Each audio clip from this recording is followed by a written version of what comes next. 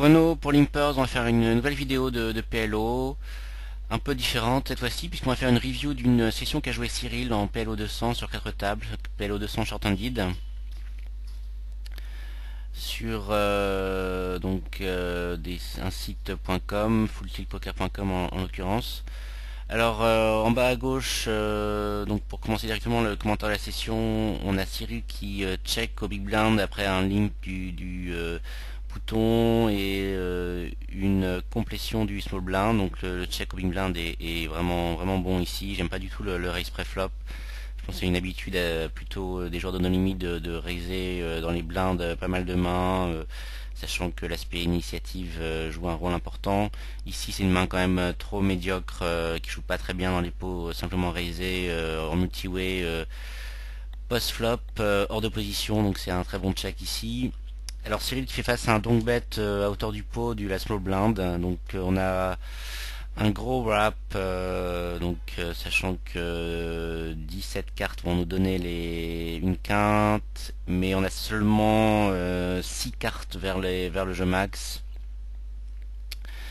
sachant que bon, je pense que bien souvent le 8 non cœur va peut-être nous amener à partager avec un autre joueur, avec un joueur au bouton qui doit parler derrière. Les joueurs sont pas full stack, donc je pense que le fold est meilleur ici, même si ça c'est forcément marginal comme décision.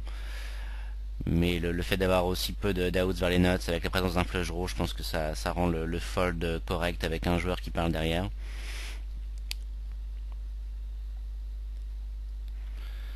Alors Cyril qui nous propose une main jouée précédemment dans le replayer. Donc on a As-10-8-8 au big blind et évidemment on raise face à une complétion du small blind. Donc j'aime bien évidemment ce raise ici avec une très bonne main qui joue qu'on va jouer cette fois en position dans un pot simplement raisé avec une main qui a possibilité de jeu max. Donc c'est vraiment un raise automatique ici. Et on fait face à un donk bet là encore à hauteur du pot de la small blind, sachant qu'on a donc bloqueur vers le jeu max et opponent 10 reg draw, donc a priori 8 outs vers le jeu max. Donc le donk bet ici est relativement suspicieux, sachant que c'est un board très dry où l'adversaire peut s'attendre à ce qu'on s'ébête quand même une range assez large. Donc j'aime bien le raise semi-bluff avec les bloqueurs ici. Et la soul blind qui flatte le raise flop, donc sur un blanc par rapport au board ici on a vraiment un shove standard au turn. Donc l'adversaire n'est pas full stack, donc évidemment c'est un shove au turn automatique. Je pense que c'est vraiment standard ici de bluffer, de semi-bluffer les bloqueurs. On aura une équité pas trop mauvaise en cas de shove adverse, surtout que sachant qu'il est pas full stack. S'il y avait une présence de flush draw au flop, je pense que ça serait vraiment spewy de vouloir raiser au flop. Il y a deux raisons à ça. D'une part, si le board est donc beaucoup plus drawy avec présence du flush draw, je pense que l'adversaire va plutôt avoir tendance à donc bêter une range plus forte, sachant qu'on va être amené moins souvent à CBT. Et il veut être aussi sûr de pouvoir de protéger sa main en cas de range forte. Et l'autre aspect, c'est que l'adversaire va être beaucoup plus souvent amené à shove au flop, donc pas seulement la nut straight draw, le jeu max au flop, mais évidemment toutes les mains type combo draw au flop. Donc ça peut être top 2, tirage de couleur, bottom set, tirage de couleur, etc. Donc énormément de mains qui peuvent être amenées à shove au flop, et en plus contre pas mal de mains ça va encore plus diminuer notre équité. Donc autant ici je pense que c'est vraiment automatique de jouer agressivement les bloqueurs avec des redraws, autant avec une flush draw ça serait vraiment spewy. Juste pour fixer les idées, on peut regarder sur Pro Poker Tools ce que ça donnerait en termes d'équité. Donc si je regarde dans un premier temps notre situation donc dans la main en question,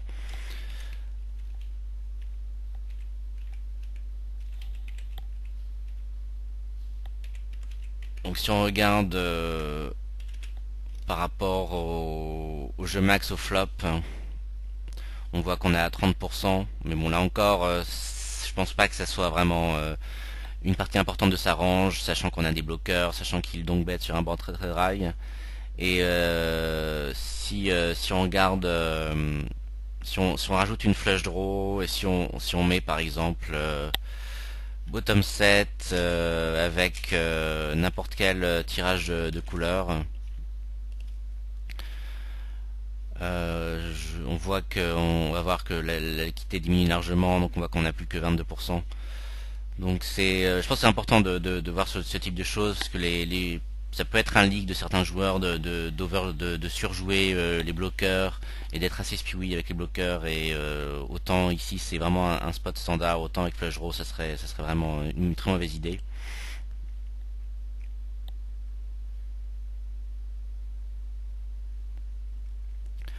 En haut à gauche, Isolation Raise ultra standard face à un limper au cutoff, donc on a un joueur qui joue jusque là 66-11, donc vraiment une range très très faible de limp, donc vraiment un Isolation Raise automatique au bouton. Alors le fait qu'en plus qu'on ait des joueurs relativement tight dans les blindes, c'est encore évidemment euh, plus avantageux pour un Isolation Raise. Alors ici on trouve open-ended strike draw avec donc 6 out vers le jeu max, donc sachant que la dame et un 7 non cœur nous donnera le jeu max. Alors Cyril a un peu hésité entre le check et le bet, je pense que le bet est vraiment vraiment indispensable ici. Donc on a un joueur ultra passif, donc on a un bet fold vraiment très facile, et qui n'arrivera vraiment pas souvent qu'avec des ranges très très fortes. Et d'autre part, c'est pas une main où on peut bluff catcher plus tard dans les streets suivantes sur la plupart des cartes au turn. Donc en plus c'est un board où sur un flat call l'adversaire aura quand même dans l'ensemble une range assez weak, faite de pas mal de draws, de mains type bottom 2, top et bottom, pair, etc., etc. Donc c'est aussi une main avec laquelle on sera amené à énormément barreler profitablement pour faire folder toute sa range de flat call qui sera en général assez faible. Contre un joueur plus aggro, ça reste un bet, je pense, sachant que encore une fois en termes d'équité, avec la présence d'un flush draw, on sera moins amené, enfin notre équité au turn sera vraiment faible, on peut pas se permettre de caller turn et de bluff catcher sur pas mal de cartes du board. Et c'est pas un board où les joueurs aggro vont vraiment attaquer de manière très très light a priori. Sans la flush draw, on peut, contre un joueur très aggro qui aime bien attaquer les boards semi-dry, on peut éventuellement checker au flop, sachant qu'on ne veut pas perdre notre équité qui sera beaucoup plus importante. Mais évidemment contre un joueur passif, dans tous les cas c'est un c-bet. Je pense que contre les joueurs très très passifs, il faut limiter essentiellement les c-bets à l'abandon, c'est-à-dire des mains avec absolument zéro équité sur un board que l'adversaire va rarement folder, qui va toucher pas mal sa range, etc. L'idée étant de multibarreler très très souvent avec un peu d'équité, le peu d'équité qu'on a. Alors en haut à droite, là encore, je pense que c'est un fold vraiment hyper standard face à un joueur qui est pas full stack, et je pense que c'est vraiment pas une main qui va bien jouer, même en position contre un joueur avec seulement 30 big blind.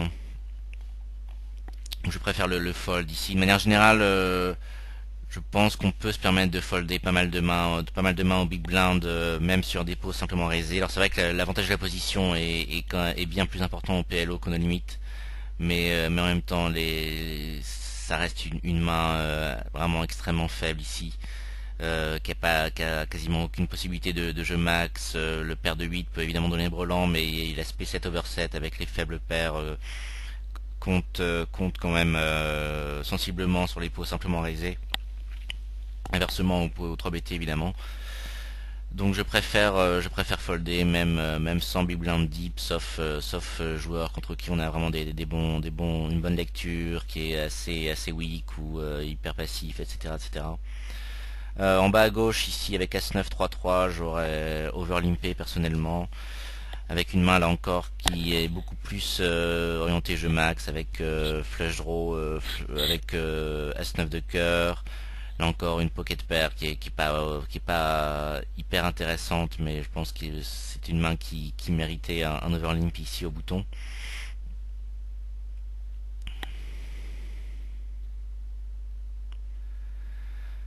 En haut à gauche, encore une décision assez intéressante avec As5, 6, 8, UTG à 5 joueurs. Donc c'est quand même une main vraiment décente, donc on va automatiquement ouvrir au cut-off, au bouton. UTG, même face à 5 joueurs, enfin 4 joueurs donc, c'est contre 95% des line-up une ouverture. Je pense que contre des joueurs aggro à gauche très difficiles à jouer, éventuellement des short stackers qui shove assez light, on peut folder donc essentiellement contre des joueurs avec 12% de 3 bêtes ou 10% de 3 bêtes et plus, et en plus qui sont quand même assez aggro post-flop et assez difficiles à jouer. C'est vraiment une main qui joue nettement moins bien dans les pots 3BT que dans les pots simplement relancés. La raison est que l'aspect top 2 voire top pair top kicker compte beaucoup plus dans les pots 3BT que dans les pots simplement relancés. Et je pense que c'est toujours intéressant d'avoir à l'idée comment joue notre main, dans quelle situation, si le pot est simplement relancé, 3BT, etc. Voire 4BT. Mais contre la line-up ici, c'est évidemment une ouverture au pré-flop.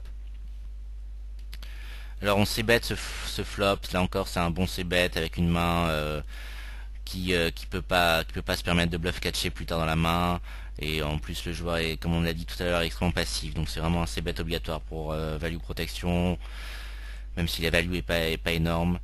Alors la décision au turn, bon je reviendrai plus tard sur le 9 valet dame roi en bas à droite. Donc la décision au turn est plus intéressante ici, donc on trouve Brolandus avec no kicker. Je pense que la plupart des as en face seront meilleurs.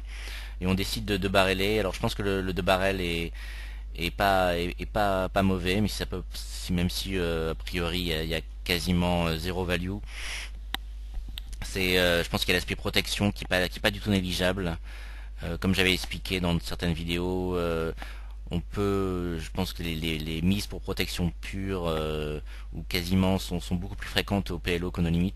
Ici, Valet Dame Roi va toujours folder sur un deuxième barrel, ce qui est quand même 9 outs contre nous.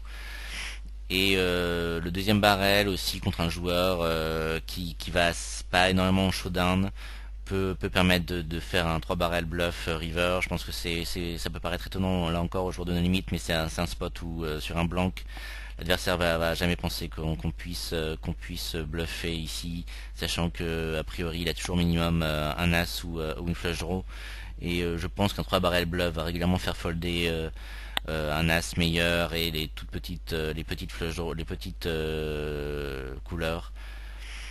Encore une fois, sauf Calling Station en face évidemment, ou sauf dynamique particulière. Après, l'avantage du check, c'est évidemment éventuellement un bluff catcher river. Je pense que si on pense que l'adversaire ne value pas fine, qu'il est assez loose au flop, c'est-à-dire qu'il va toujours coller avec des mains avec des gutshots ou des mains avec pair plus gutshot, on peut checker avec l'intention de bluff catcher river, sachant qu'on a évidemment un bloqueur vers le full et que a priori il va pas si souvent que ça miser des petites couleurs.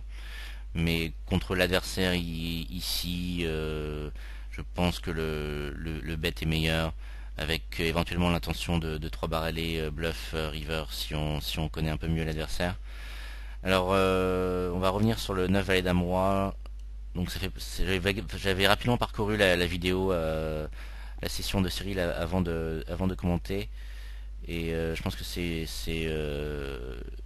une des mains les plus intéressantes si on essaie de creuser un petit peu. Donc rapidement, on a un joueur qui a ouvert au bouton et on fait un 3 bet au big blind, donc c'est un 3 bet ultra standard.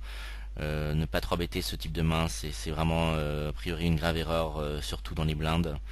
Euh, Contre des joueurs qui ouvrent UTG, qui sont 19-15 avec 30% de 4 bêtes, on peut flatter dans les blindes, mais je pense que contre 90% des joueurs, c'est un 3 bet, peu importe la position d'ouverture. Et contre une ouverture au bouton, je pense que c'est dans 99% des cas un 3 bet au big blind. L'idée étant qu'on va dominer quand même énormément le range de flat, et c'est une main qui joue bien dans les pots 3BT, le fait que ça soit connecté, qui est tirage couleur mais pas max. Et en plus évidemment l'aspect initiative qui nous donne pas mal de fois d'équity sur pas mal de boards assez dry et évidemment intéressant dans ce type de spot. Alors on trouve donc bottom 2 avec gutshot vers le jeu max. Donc je pense que c'est une décision assez marginale. Donc si on décide de CBT entre shove et fold au flop, si on réfléchit un peu, je pense que ça reste un shove au flop.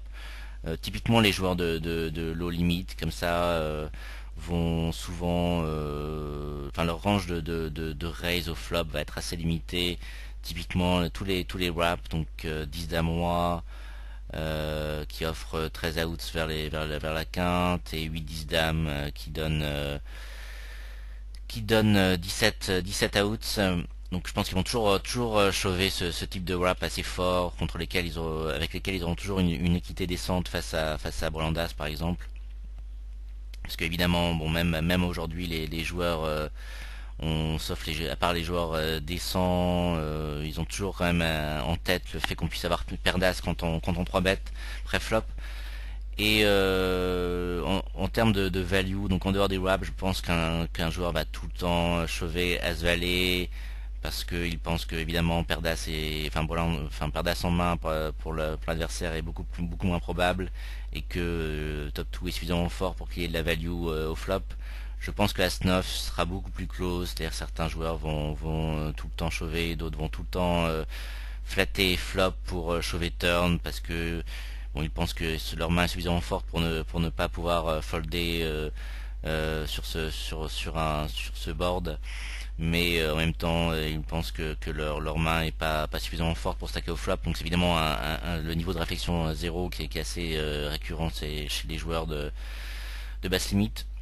Donc si on regarde par rapport à ce type de range, je pense qu'on a un bet call, enfin un bet shove pour être précis, assez marginal mais qui reste correct. Donc là encore on peut regarder les équités. Je pense qu'il faut surtout voir que Valet 9 sans aucun redraw, donc sans la gutshot de max et un fold face à ce type de joueur, donc on va dire standard à ces limites là. Donc juste pour voir la différence entre Valet 9 sans redraw et Valet 9 avec Dame Roi. Donc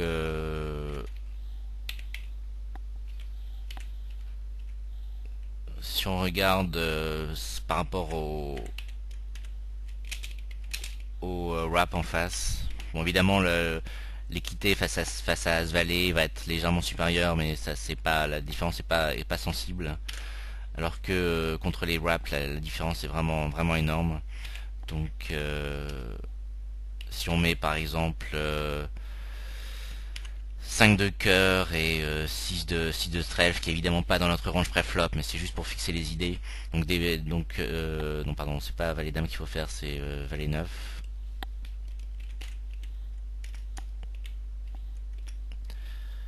Donc on va éviter de donner une backdoor flush. Donc on voit qu'on a 57, disons 57-43 contre les wraps, Et si on rajoute Gutshot vers le jeu max, on va voir que l'équité est vraiment sensiblement différente. Donc on passe favori 55-45 quasiment. Donc c'est vraiment important de voir que si on a un shove ici avec Dame Roi et ça aurait été un fold automatique sans redraw. Mais ce qui est intéressant aussi dans cette main, c'est de creuser les ranges qu'on souhaiterait adopter à la place du bouton ici, donc face à un joueur qui est bon dans les blindes, qui a des bonnes ranges de 3 bêtes, etc. Donc typiquement un joueur à ces limites là va flatter des mains type As de 3 4, ce qui est assez horrible selon moi. C'est vraiment, je pense que c'est un des plus gros leaks des joueurs de PLO en basse limite et plus haut, avec les problématiques de sizing, c'est d'avoir des ranges de flat sur les pots 3 BT beaucoup trop weak, ce qui fait que ça donne aux 3 betteurs la possibilité de barrel avec énormément de fold d'équité. Et en général, une range beaucoup trop weak quand le joueur au bouton fait face à un deuxième barrel.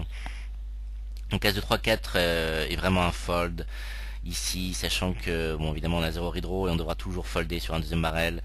Et c'est un board qui touche encore une fois énormément la range de 3 betteurs. Je pense que ça serait vraiment différent sur un board type As-8-3 avec As-2-6-7 par exemple. Flush draw avec flush draw ou sans flush draw. Bon, évidemment, sans flush draw, c'est quand même. Je pense que ça reste un fold avec flush draw, sachant que notre équité quand même diminue sensiblement, mais sur As-8-3 Rainbow avec As-2-6-7, donc là encore une main qui offre 0 redraw face à top 2 par exemple. Je pense que ça peut, le flat peut être beaucoup plus facilement envisageable, sachant que l'adversaire aura 0 équité sur pas mal de cartes au turn, et c'est quand même pas du tout standard de barreler dans les pots 3BT, de barreler dans les pots 3BT avec 0 équité.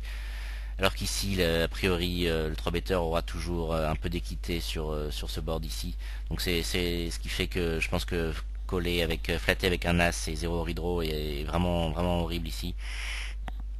Alors en termes de flat et de shove, donc je pense que on peut shove ce que font pas là encore les joueurs typiques de ces limites là, c'est on peut shove des mains quand même assez vulnérables, mais dont on pense qu'ils ont suffisamment d'équité face aux ranges de ces bêtes de l'adversaire, donc des mains type passe roi dame X par exemple. Je pense que à ces limites là, c'est une main que le joueur aura trop tendance à flatter flop et folder turn sur pas mal de cartes, sachant que bon, l'adversaire se dit qu'il a juste top pair, top kicker et qu'au PLO peut pas se permettre de stacker même dans les pots 3BT. Et je pense que c'est une main dont on veut réaliser l'équité tout de suite au flop, et ça serait vraiment trop light de shove turn, de flat flop et shove turn avec ce type de main.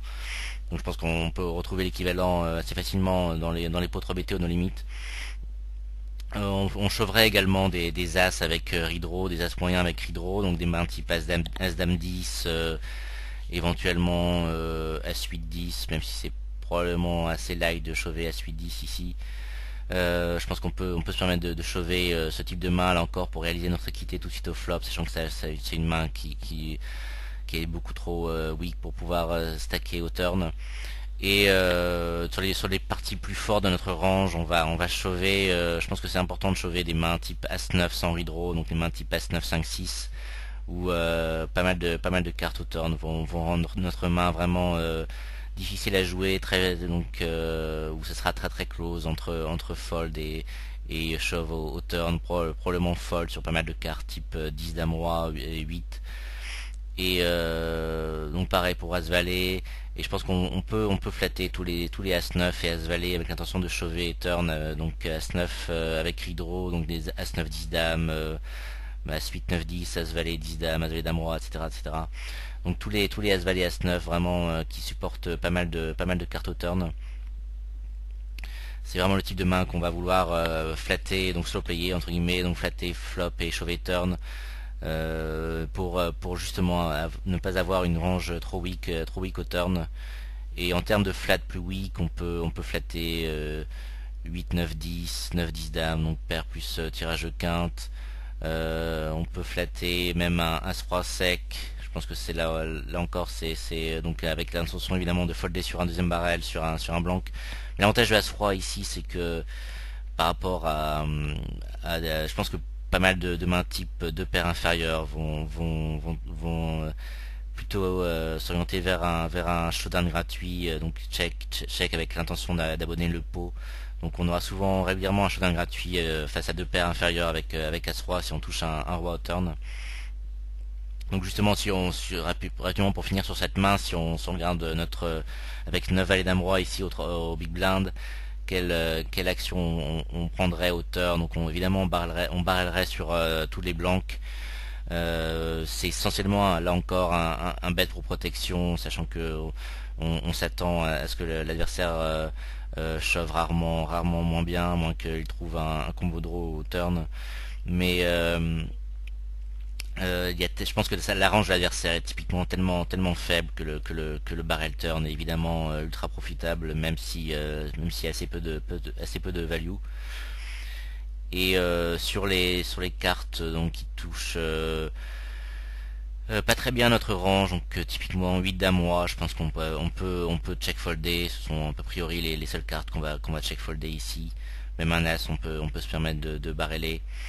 Donc voilà pour cette main, je pense que bon on a passé pas mal de temps, mais c'est vraiment encore une fois des mains auxquelles il faut pas mal réfléchir. Et c'est des mains que la plupart des joueurs misplay généralement.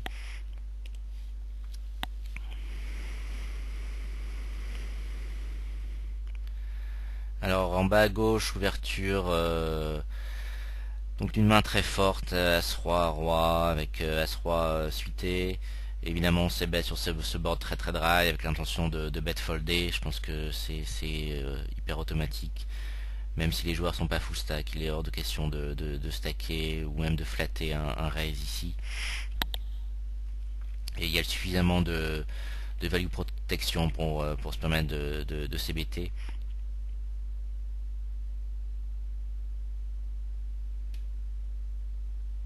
De manière générale, les lignes check call, surtout en multi-way, sont beaucoup moins attractives que au no limit. Donc en bas à droite, un bon fold de 9-7-6-3 small blind, a priori contre pas mal de joueurs. Donc là, on n'a aucune stat sur le joueur, donc ça, je pense que c'est un fold standard.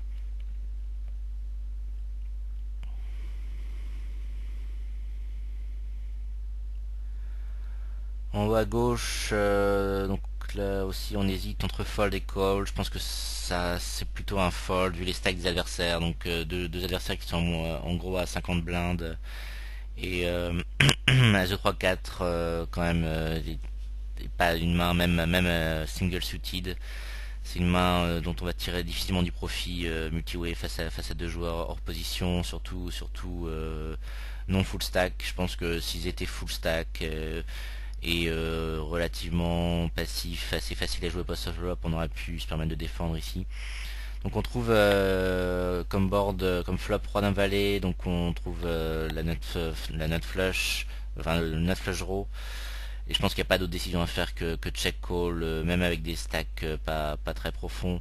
C'est quand même un flop qui touche énormément la range adverse, que ce soit de l'ouvreur ou du call-caller au small blind. Donc je pense que check raise ou donc bet avec l'intention de stacker sont deux lignes assez je pense qui sont moins profitables que check call. Évidemment donc bet est encore nettement moins bien que check raise dans ce spot, mais je pense que c'est quand même enfin en vue des stacks en tout cas, mais ça reste un board qui touche trop a priori les ranges adverses pour se permettre de faire autre chose que check coller. Alors donc le flop a été checké par les deux joueurs et on trouve donc l'as au turn et Cyril décide de donc better. Donc j'aime bien le donc bet ici, sachant qu'on sera pas très souvent raisé, on sera relancé essentiellement par les quintes max avec un peu de redraw. Je pense que les quintes max sans rien à côté vont souvent flatter cette turn en ayant peur du free roll adverse. Et même si les adversaires ont régulièrement des quintes max ici, je pense que c'est un bon turn, donc bet, qui rajoute en plus de la déception si jamais on touche river, c'est-à-dire qu'on peut avoir pas mal d'actions évidemment sur un cœur. Voire des bluffs adverses avec la quinte sans redraw qu'on pourra probablement check raiser, ce type de choses. Et river, donc on est plus que heads up ici et sur un blanc. Je pense que la décision est très très close. Ça peut paraître un bet évident à pas mal de joueurs, sachant qu'on a zéro showdown à quitter, que l'adversaire a montré aucune force au turn. Mais malgré tout, que ce soit en termes de combo pré-flop ou sur le flat turn, je pense que il y a quand même énormément de jeux max dans le range adversaire, dans la range adversaire ici. Sachant qu'encore une fois, il a très certainement pas mal de quintes auront eu certainement peur du free roll et juste flatté au turn. Après, est-ce qu'il y a suffisamment de mains type brelan, de paires plus tirage cœur dans l'ange adversaire? Je pense que ça reste quand même assez close. Et je pense qu'une mise type 2 tiers du pot fera a priori tout le temps folder ce type de main, même brelan dans la range adversaire, sauf Calling Station évidemment. Donc c'est relativement close. Je pense malgré tout que en termes de combinaison, l'adversaire a trop souvent quinte max ici, que les mains type brelan vont régulièrement CBT au flop, et y compris éventuellement paire d'as qui offre des bloqueurs sur la quinte max. Donc je pense qu'en termes de combo ça reste un check fold, même si c'est quand même très très close, sachant qu'on a zéro showdown à quitter. Alors en bas à gauche, donc ici on a checké au big blind évidemment sur un limp adverse, et on trouve un flop 9 de 2, donc bon, on peut check folder ou BT. C'est vraiment je pense que le bet évidemment profitable a priori, sauf dynamique particulière. Je pense que c'est un bon donc bet ici.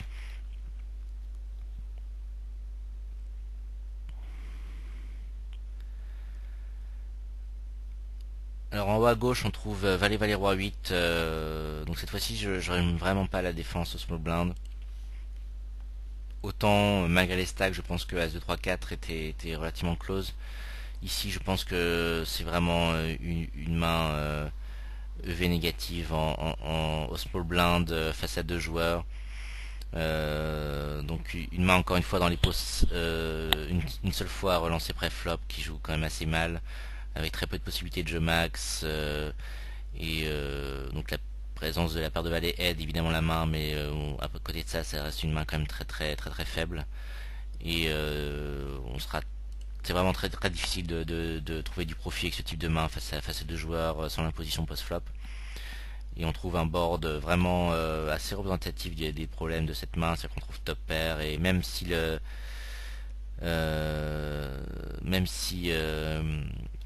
on était heads up, on aurait dû folder ce type de main avec plus de flush draw, et en plus évidemment avec deux joueurs on a un fold automatique. Alors en haut à droite, encore une fois une défense assez marginale. Bon, je pense que cette fois-ci il y a vraiment, enfin ça peut pas être une grosse erreur de défendre ce type de main qui reste quand même assez connecté, même s'il n'y a pas de possibilité de not flush. Je pense que c'est là où le profil de l'adversaire intervient, c'est-à-dire que contre un joueur, bon là c'est des concepts qui évidemment s'adaptent aussi aux no limites, contre un joueur qui barrel énormément, assez aggro, donc où on aura très très peu de showdown gratuits avec des mains marginales. On aura beaucoup moins tendance à folder. Les candidats idéaux pour les défenses assez light, c'est les joueurs qui vont pas CBT énormément, qui vont aller assez peu au showdown, ce qui fait qu'on aura pas mal de turns gratuites, et on pourra barrer les turn river en présentant un range de mains très très large, et donc ce qui donnera évidemment pas mal de fold river. Donc je pense a priori sur les stats ici, donc jusque là 100% de ses bêtes, 100% de barrel, on n'a pas un joueur contre qui on aura envie de défendre relativement light. Donc sur cette main là A priori, je préférais un fold, mais là encore, ça peut pas être une grosse erreur de défendre une main de ce type-là. Je pense qu'avec le 5 à la place du 7 de pique, ça aurait été beaucoup plus facilement un fold, c'est-à-dire que ça rend quand même la main nettement moins connectée. Alors on trouve top pair avec donc des deux paires outs relativement clean, c'est-à-dire qu'il n'y a que le 10 qui peut réellement améliorer la main de l'adversaire sur le turn a priori donc parmi nos deux paires outs. Donc j'aime bien le check call ici face à un joueur qui a priori s'ébête énormément contre un joueur qui s'ébête très très peu. Ça aurait été beaucoup plus facilement un check fold.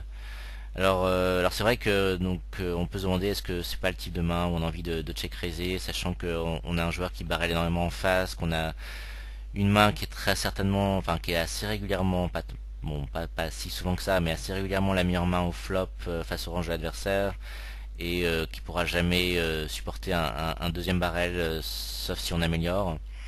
Malgré tout, je pense pas que ce soit le candidat à un check raise au flop, sachant que si on est si on est flatté au flop, nos deux pair outs seront rarement, nous donneront rarement la meilleure main et pourront rarement supporter énormément d'actions.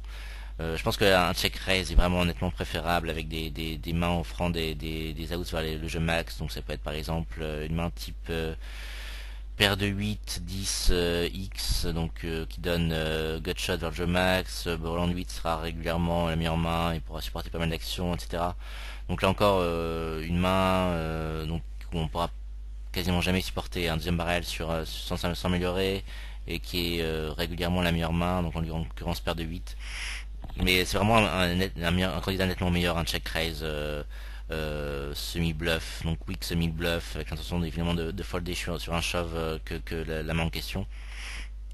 Alors évidemment ici donc on améliore avec top 2 au turn, donc c'est un check call évident. Encore une fois contre un joueur qui barrel beaucoup.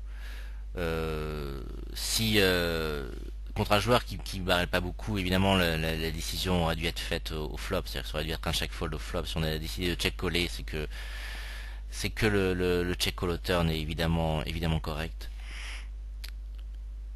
Et donc on trouve full max au flop, donc enfin non pas, enfin deuxième note, c'est pas exactement full max. Donc évidemment on opte pour un check raise. Là encore la range adverse est beaucoup trop large pour qu'un long bet soit profitable. Contre une range beaucoup plus serrée, on peut envisager éventuellement un long bet à hauteur de mi-pot contre un joueur capable de relancer avec un full inférieur, et mais bon, plus souvent avec un sizing plus large, sachant que quand même on représente notre ligne quand même est vraiment très très en accord avec un full river. On va certainement adopter cette ligne avec ça peut être top 2 au flop, brelan, flopé, etc. Donc comme évidemment prévu, on check raise à tapis, ce qui est complètement standard vu les stacks en jeu. River, donc l'adversaire qui tank et qui finit par folder. Donc bon, il est possible qu'il ait fait un gros fold ici, genre fold d'une quinte vu son timing. Donc là j'aurais pris une note sur le joueur, savoir qu'il a peut-être fait un gros fold river.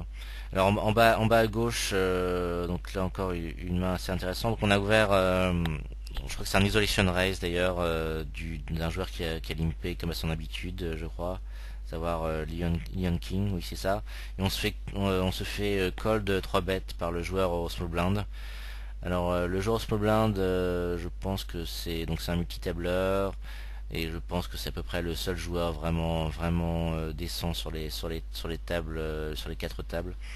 Donc avec des stats assez bonnes, donc pas mal de 3 bêtes, donc je pense des stats vraiment très bien adaptés aux limites en question. Donc évidemment on flatte notre double paire ici, dame-dame 3-3, c'est vraiment une main très très forte, double suited avec paire de dames en plus, que ce soit dans les pots 3BT, les pots une seule fois relancés. Il est la seule ligne vraiment horrible, ce serait de 4BT ici. C'est vraiment retirer toute la valeur de la main que de 4BT ici, même si y a pas évidemment pas que les as et les rois que des as et des bons rois dans la range de l'adversaire. Donc c'est un flat automatique et on trouve donc d'après ce que j'ai vu deuxième jeu max. Juste en parenthèse, j'aurais ouvert des valets double suited ici au UTG contre des joueurs pour la plupart pas très aggro à l'exception du cutoff. Donc on trouve le deuxième jeu max et on fait face à un c-bet donc à mi-pot du small blind, donc là encore un bon sizing de la part de l'adversaire, donc qui montre à nouveau que c'est un joueur assez décent. On peut même faire un sizing plus faible sur les boards monocolores, dans les pots 3BT à 100 000 blindes deep. Je pense qu'on a suffisamment de manœuvres plus tard dans les streets suivantes pour obtenir le maximum de value, et vraiment on a envie de CBT évidemment quasiment toute sa range ici de 3 bêtes. Donc je pense que faire un sizing même à 20 légèrement meilleur. Donc après ici la décision c'est entre est-ce qu'on veut flat ou raise au flop. Je pense vraiment que le raise est meilleur contre un joueur, contre un bon joueur. On veut évidemment contre un bon joueur qui va CBT, tout s'arrange. On veut avoir pas mal de bluff raise avec R. Donc pas seulement le roi de cœur, bon évidemment le roi de cœur sec qui offre le bloqueur vers le jeu max, mais également R dans son range, sachant que je pense que se limiter au roi de cœur est trop limité comme range de bluff.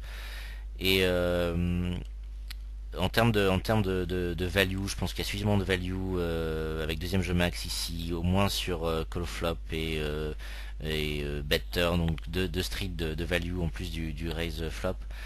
Je pense que jamais, enfin une petite couleur va jamais folder au flop et au turn, et je pense qu'il va éventuellement folder river évidemment, mais pareil pour un brelan.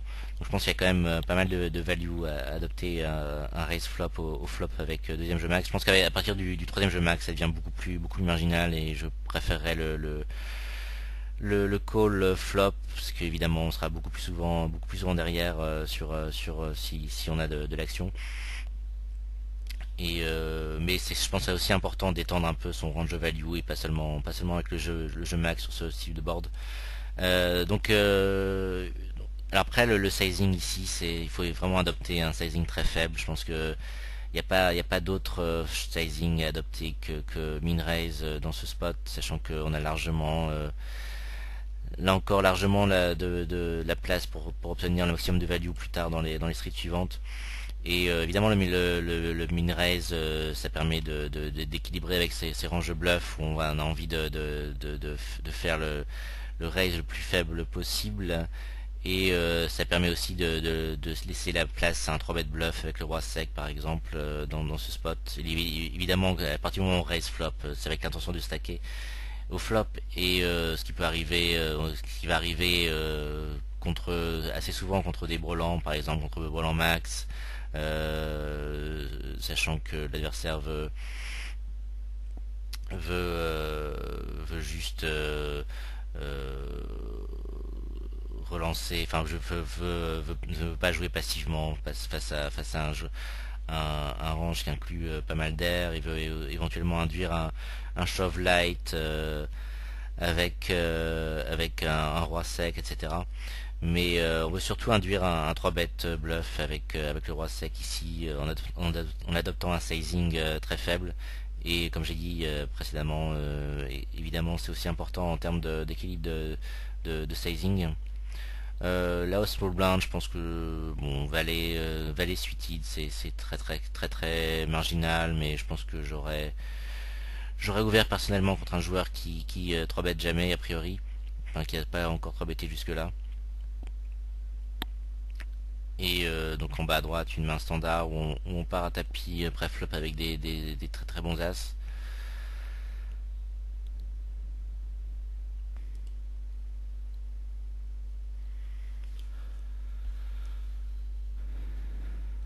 Alors en bas à droite, évidemment on ouvre une très bonne main as 6 double suited et on c-bet brelan 10. Donc c'est un sizing, je pense, qui reste bon avec dans les pots simplement raisés. Je pense que sur les beaux sur les boards pairés comme ça, dans les pots 3BT, évidemment on va faire un sizing plus faible avec puissance de la flush draw. Je pense qu'il n'y a pas de problématique de sizing ici très gênante. Alors en haut à gauche, on a flatté As-3 Dame 2 au cutoff, donc là encore une décision relativement marginale. On n'a pas trop d'infos sur le range de flop raise. Bon, je pense que c'est là encore tout à fait envisageable de flatter au cutoff. Je préfère quand même le flat au bouton après un fold du cutoff, sachant qu'on aura la position post-flop. Mais bon, ici ça reste tout à fait possible de flatter cette main.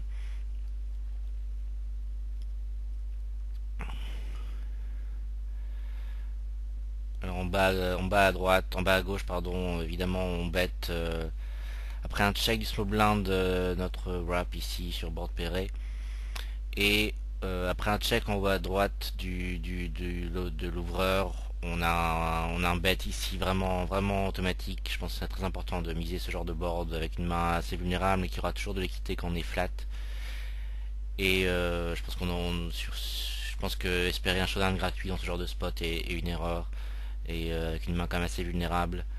Et on n'a pas envie qu'un n'importe quel 4, n'importe quel valet et deux paires, enfin des cartes gratuites pour trouver deux paires. Et face à un raise du joueur UTG, ou plutôt qui est dans les blindes ici, même si les short stack on a un fold facile. Je pense que notre équité est très faible dans ce spot.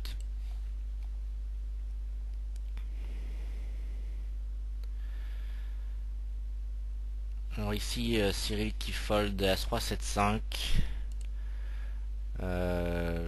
Là encore je pense que c'est le type de main. Donc là on a une petite décision vraiment similaire avec As-3 7-4. Donc deux mains quasiment identiques.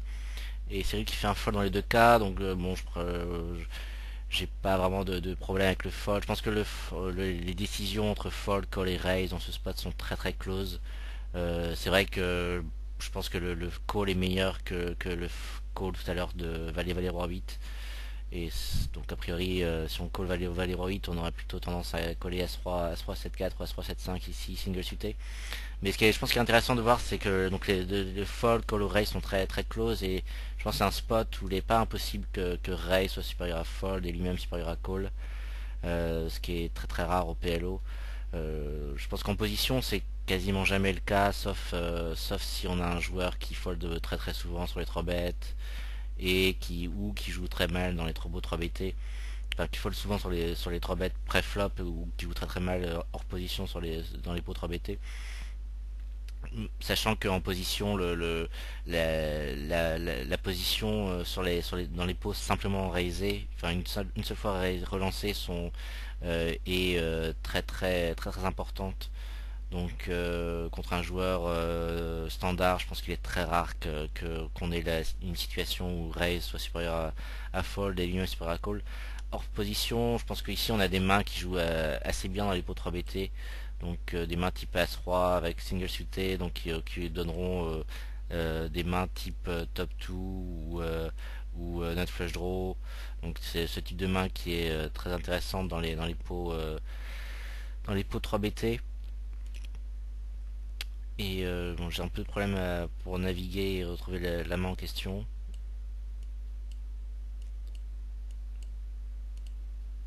Mais donc je pense que c'est vrai que encore une fois c'est une décision qui n'est pas très importante en termes de V, mais c'est toujours intéressant de comprendre qu'on a des mains qui jouent mieux dans les pots 3BT ou pas.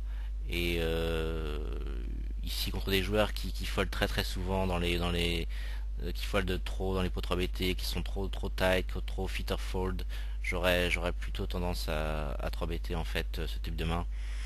Et donc là par exemple on aurait un flop évidemment parfait pour notre main dans un pot 3BT, alors que dans un pot simplement raisé ça serait assez compliqué à jouer sur des multibarrels en multiway.